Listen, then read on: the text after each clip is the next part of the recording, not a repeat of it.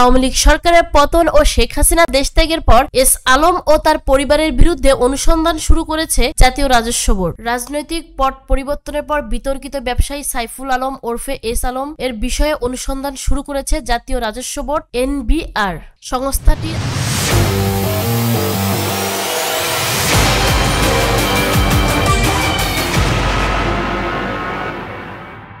সংস্থাটির আয়কর বিভাগ সাইফুল আলম ও তার পরিবারের সদস্যদের ব্যাংক হিসাব তলব করেছে। ঢাকার কর অঞ্চল 15 থেকে গতকাল বৃহস্পতিবার এ সংক্রান্ত চিঠি সব ব্যাংক, আর্থিক প্রতিষ্ঠান, জাতীয় সঞ্চয় অধিদপ্তর ও ডাক বিভাগের কাছে পাঠানো হয়েছে। এর পাশাপাশি এস আলমের মালিকানাধীন ইসলামী ব্যাংকের ঋণ অনিয়মের তদন্ত শুরু করেছে দুর্নীতি দমন কমিশন। ব্যাংক হিসাবে তথ্য পাওয়ার পাশাপাশি এস আলম ও তার পরিবারের সদস্যদের নামে থাকা ক্রেডিট কার্ডের তথ্য চাওয়া হয়েছে। সব মিলিয়ে সারা দেশে ছড়িয়ে থাকা 92টি প্রতিষ্ঠানের কোনো শাখায় যদি তাদের নামে কোনো হিসাব থাকে সে ব্যাপারে তথ্য জানাতে হবে NBR-কে। এস আলম গোষ্ঠীর বিরুদ্ধে রাষ্ট্রীয় সংস্থা ব্যবহারের মাধ্যমে ব্যাংক দখল করে লুট, অর্থ পাচার সহ বিভিন্ন ধরনের অনৈতিক কর্মকাণ্ডের অভিযোগ রয়েছে। গণ আন্দোলনের মুখে ক্ষমতা থেকে বিদায় নেওয়া আওয়ামী লীগ সরকারের শীর্ষ পর্যায়ের ঘনিষ্ঠ ও তাদের কাছ থেকে বিশেষ সুবিধা পাওয়ার অন্যতম বড় ব্যবসায়ী গোষ্ঠী এস আলম গ্রুপ। এস আলমের নিয়ন্ত্রণে রয়েছে ইসলামী ব্যাংক, সোশ্যাল ইসলামী ব্যাংক, ফার্স্ট সিকিউরিটি ইসলামী ব্যাংক, ইউনিয়ন ব্যাংক, গ্লোবাল ইসলামী ব্যাংক, কমার্স ব্যাংক সহ একাধিক আর্থিক প্রতিষ্ঠান ও বীমা।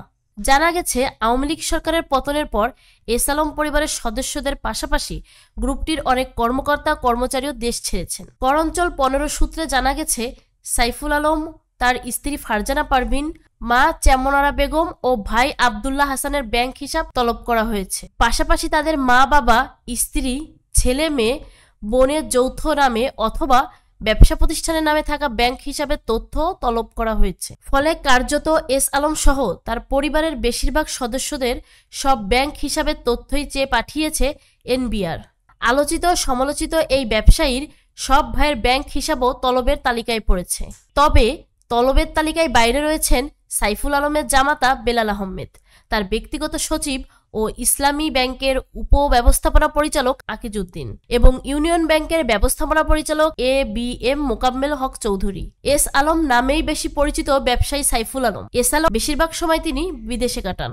অভিযোগ রয়েছে হাসানুল আলম ও বেলাল আহমেদ এস আলম ও তার পরিবারের বিরুদ্ধে গত এক দশকে ব্যাংক দখল, অর্থ পাচার সহ ক্ষমতার অপব্যবহারের নানা অভিযোগ রয়েছে। এসব কাজে তিনি শেখ হাসিনা সরকারের শীর্ষ পর্যায় ও রাষ্ট্রযন্ত্র থেকে ব্যাপক সুবিধা পেতেন বলেও অভিযোগ রয়েছে। আয়কর বিভাগের পক্ষ হতে কোনো ব্যক্তির ব্যাংক হিসাবের তথ্য তখনই চাওয়া হয় যখন কর ফাঁকির বিষয়ে সন্দেহ করা হয়। নাম প্রকাশ না করা শর্তে একজন কর্মকর্তা জানান এস আলম ও তার পরিবারের সদস্যদের করনথির সঙ্গে বাস্তব সম্পদের তথ্য যাচাই বাছাই করতেই এ উদ্যোগ নেওয়া হয়েছে। NBR সূত্রে জানা গিয়েছে সাইফুল আলমের ব্যক্তিগত আয়কর নথি রয়েছে বৃহৎ করদাতা ইউনিটে। সেখান থেকেও তার বিভিন্ন প্রতিষ্ঠানে থাকা আর্থিক হিসাবের যাবতীয় তথ্য চাওয়ার প্রক্রিয়া চলছে।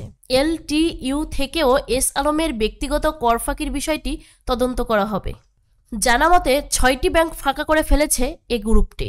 2017 সালের আগে এস আলম গ্রুপ ছিল সাধারণ ব্যবসায়ী গোষ্ঠীর মতো। ভোগ্যপণ্যের ব্যবসা করতেন সাইফুল আলম। শুধু ফার্স্ট সিকিউরিটি ব্যাংকের চেয়ারম্যান ছিলেন তিনি। এরপর তিনি ধীরে ধীরে আড়ালে চলে যান, তবে হয়ে ওঠেন পরাক্রমশালী।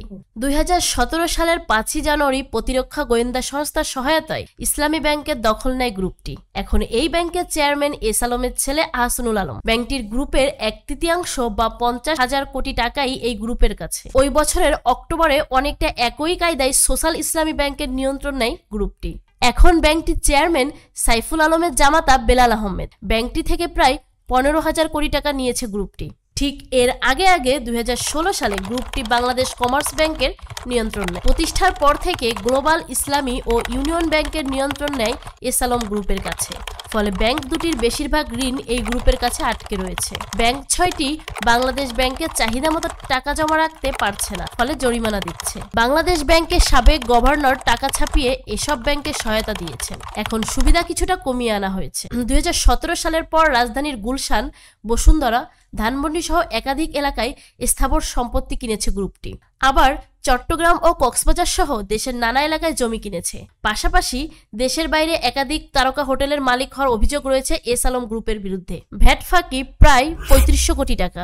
এস আলম গ্রুপের দুটি প্রতিষ্ঠানের বিরুদ্ধে প্রায় ৩৫০০ কোটি টাকার মূল্য সংযোজন কর বা ভ্যাট ফাঁকির প্রমাণ পেয়েছেন ভ্যাট কর্মকর্তারা। এ দুটি প্রতিষ্ঠান হল চট্টগ্রাম এস আলমের ভেজিটেবল অয়েল লিমিটেড এবং S Alam super edible oil limited. VAT বিভাগ সূত্রে জানা গেছে ২০১৯-২০ অর্থবছর থেকে পরের ৩ বছর নিজেদের বিক্রির তথ্য গোপন করে প্রতিষ্ঠান দুটি। নিজেদের রিটার্নে কম বিক্রি দেখিয়ে তারা ভ্যাট ফাঁকি দেয়। আবার ভোজ্য তেল উৎপাদনের উপকরণ কেনায়ও ভ্যাট ফাঁকি দেওয়া হয়েছে। এর মধ্যে এস আলম ভেজিটেবল অয়েলের ভ্যাট ফাঁকির পরিমাণ ১,৯১১ কোটি টাকা এবং এস আলম সুপার এডিবল অয়েলের ১,৬২০ কোটি টাকা। এই নিয়ে আদালতে মামলা চলছে।